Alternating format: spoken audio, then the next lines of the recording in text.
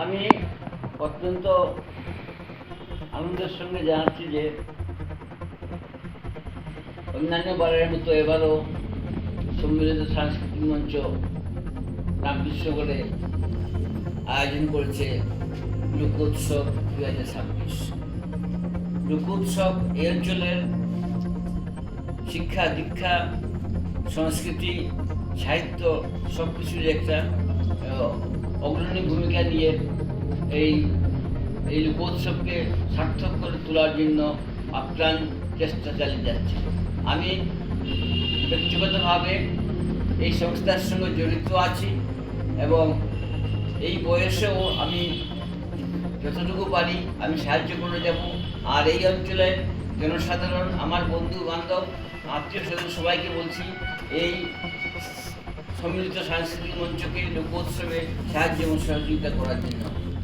পরবর্তী অংশে আমি নিকাঙ্ক্ষিত কিছু বলার জন্য আহ্বান করছি। ধন্যবাদ। আমাদের লোকোৎসব উদযাপন কমিটির প্রধান উপদেষ্টা ডক্টর কৃষ্ণরঞ্জন পাল মহোদয় শুরুয়াত করলেন।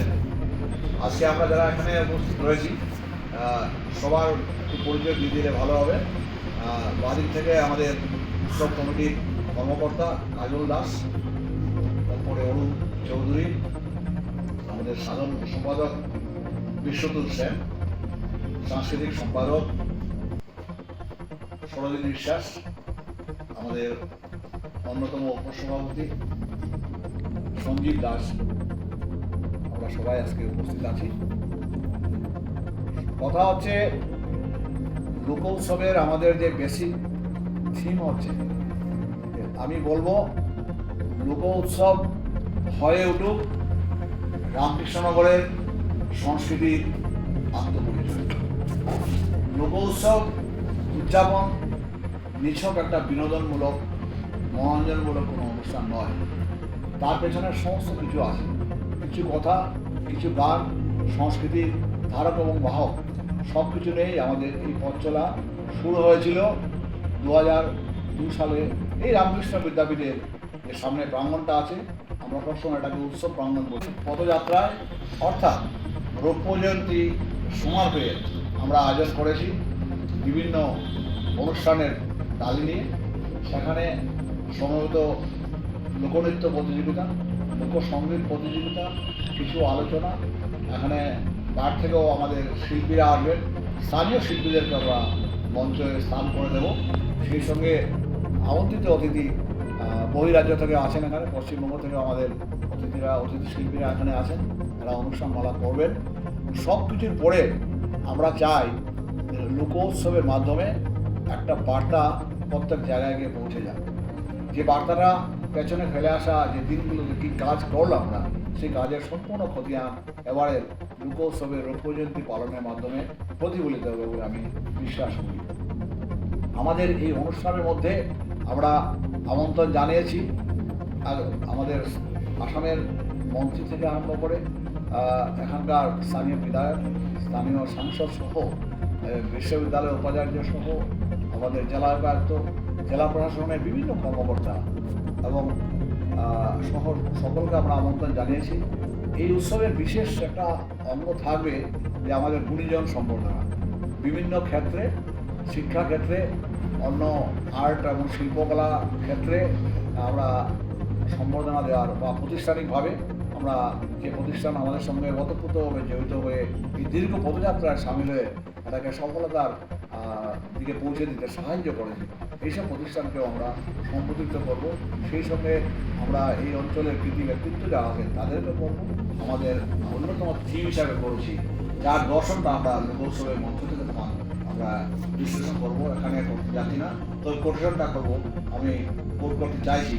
বাড়ির কাছে আরশিনগর, সেটায় পড়োশি বসত করে আমি একদিনও না দেখলাম গানে। সেটা লালন ফকিরের একটা গান, সেটা উনি আরশিনগর শিলাইত জমিদারিদের সেটা একটা বিশাল ইতিহাস রয়েছে তার পেছনে। কেন এটা করলাম সেটা সেই মঞ্চ থেকে আমরা বিশ্লেষণটা করবো।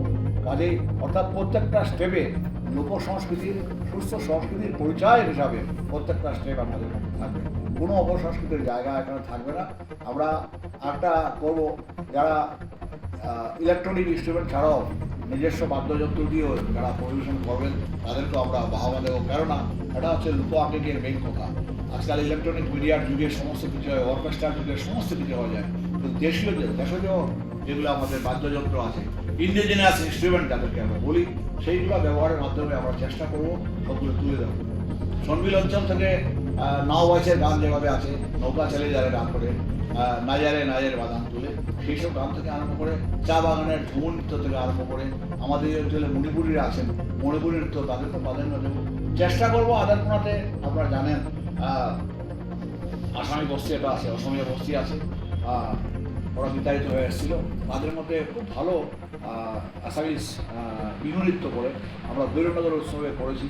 একদম ক্যাসেটে নয়, পুরো ঢোলক বাজিয়ে ওরা খুব সুন্দর করেছে।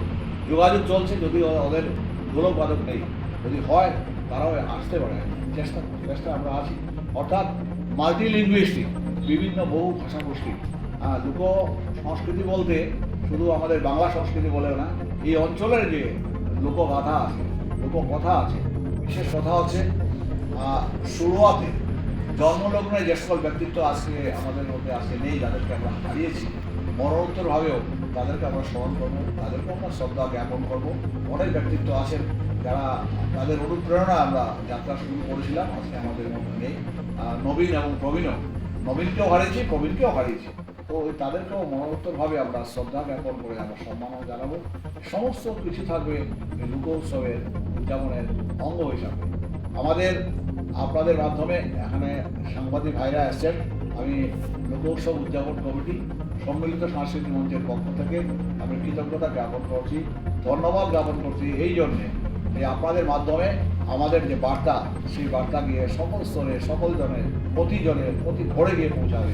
আমাদের এই বার্তা সকলের কাছে পৌঁছালে সকলের সমাবেশে যে উৎসব বলে যে শব্দটা আছে, উৎসব 4টা অক্ষরে নয়, উৎসব 4টা অক্ষরে নয়, তার মধ্যে কত বিভিন্ন টোটাল বিশ্লেষণ তার জড়িত আছে। উৎসব তখনই সফল হবে সকলের সম্মিলিত প্রচেষ্টায়, সকলের সম্মিলিত উপস্থিতিতে, সকলের সম্মিলিত পরিবেশনের মাধ্যমে।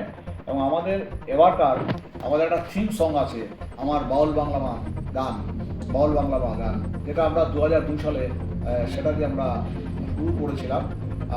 বাংলাদেশ থেকে অপার বাংলার রামকৃষ্ণনগরে প্রথম অপার বাংলা এবং এপার বাংলার শিল্পীদের নিয়ে প্রথম অনুষ্ঠান হয়েছিল 2002 সালে এই বিদ্যাপীঠ প্রাঙ্গণে। জামালউদ্দিন হাসান বান্না সহ, মালতী পাল, পঙ্কজদেব সহ, পরবর্তীতে পূর্ণবী তালুকদার সবাই এসছেন এখানে, লাভলি দেবের মতো শিল্পীরা এখানে আসছেন, তুলিকা মণ্ডল এসছেন, গঙ্গাধর মণ্ডল এসছেন, আমাদের কৌশলী ব্যানার্জি আসছেন, সকল জি বাংলা খ্যাত আবার সম্ভব বিশ্বাস এসছেন, সকলে আসছেন।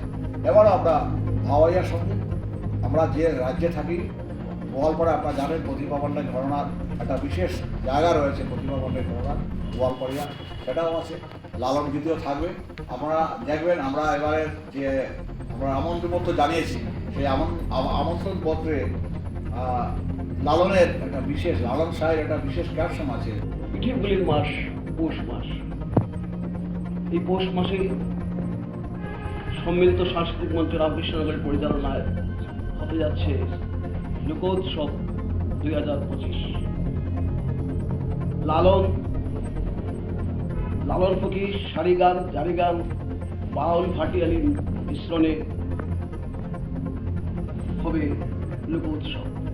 এই লোকোৎসবে আমরা উত্তরবঙ্গের শিল্পী প্রতিমা সিনহাকে আমরা আমন্ত্রণ জানিয়েছি, পম্পা সিনহাকে আমরা আমন্ত্রণ জানিয়েছি।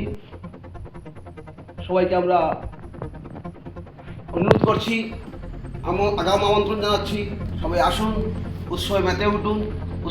উৎসব প্রাঙ্গণ আপনাদের আগমনে আনন্দমুখর হয়ে উঠুক, এইটুকু বার্তা আমার, এটুকু বলেই আমি শেষ করছি। পরিচালনায় 2002 থেকে এই লোক উৎসবের সূচনা শুরু হয়েছিল, এবার তা 25 বছরের পদার্পণ করেছে। আমরা সত্যি ভাগ্যবান যে আমরা 25 বছর ধরে এই অঞ্চলে লোক উৎসবে যে প্রচার বা প্রসার, তা আমাদের সম্মিলিত সাংস্কৃতিক মঞ্চের মাধ্যমে এত অঞ্চলে হচ্ছে। এবং এবারও আমরা শিলিগুড়ির প্রখ্যাত ভাওয়াইয়া শিল্পী পম্পা সিনহাকে আমরা আমন্ত্রণ জানিয়েছি। আমাদের আমন্ত্রণে সাড়া দিয়ে উনি আসবেন। আগরতলারও, ত্রিপুরারও কয়েকজন শিল্পী আমাদের এখানে আসবেন এবং আমরা এই অঞ্চলের সবাইকে আহ্বান জানাচ্ছি, আপনারা আসুন। আমাদের এবারের এই 25 বছর পূর্তি উপলক্ষে আমাদের যে সম্মিলিত সাংস্কৃতিক মঞ্চের যে প্রোগ্রাম, সেই প্রোগ্রাম উপভোগ করুন এবং বিভিন্ন ধরনের প্রতিযোগিতামূলক অনুষ্ঠান হবে। এই অঞ্চলের স্কুলগুলা এই প্রতিযোগিতায় অংশগ্রহণ করবে এবং আমাদের সম্মিলিত সাংস্কৃতিক মঞ্চের পরিচালনায় এই লোক উৎসব যাতে আগামী দিনেও আমরা এই অঞ্চলে লোকসঙ্গীতের প্রসার এবং প্রচারের জন্য যতটুকু আমাদের করার আমরা করে যাব, এটুকু বলে আমি আমার বক্তব্য শেষ করছি। নমস্কার। আমরা 2002 সালে সম্মিলিত সাংস্কৃতিক মঞ্চের পক্ষ থেকে আমরা লোকোৎসব শুরু করেছিলাম। ইতিমধ্যে আমাদের 25 বছর সম্পন্ন হয়েছে। আমরা 25 বছর পূর্তি উপলক্ষে আমরা এবারের লোকোৎসবে বিশেষ কিছু আকর্ষণীয় অনুষ্ঠান আছে। সেই অনুষ্ঠানের মধ্যে থাকছে প্রতিযোগিতামূলক অনুষ্ঠান, তারপর থাকছে বিভিন্ন স্টল থাকবে। স্টলে স্থানীয় উৎপাদিত বস্ত্র বিপণনী থাকবে, পিঠেপুলির ব্যবস্থা থাকবে, NRHM এর স্টল থাকবে।